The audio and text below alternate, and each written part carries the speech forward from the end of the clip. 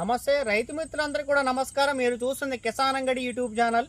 ఈ యొక్క కిసాన్ అంగడికి సంబంధించినటువంటి మన ప్రకృతి వ్యవసాయ పద్ధతులు మనం ప్రమోట్ చేయడం జరుగుతుంది. రైతు సోదరులందరూ కూడా మనం ఈరోజు ఆనపకాయ పంటలో ఉన్నాం. దీన్ని సొరకాయ అని కూడా పిలుస్తూ ఉంటాం.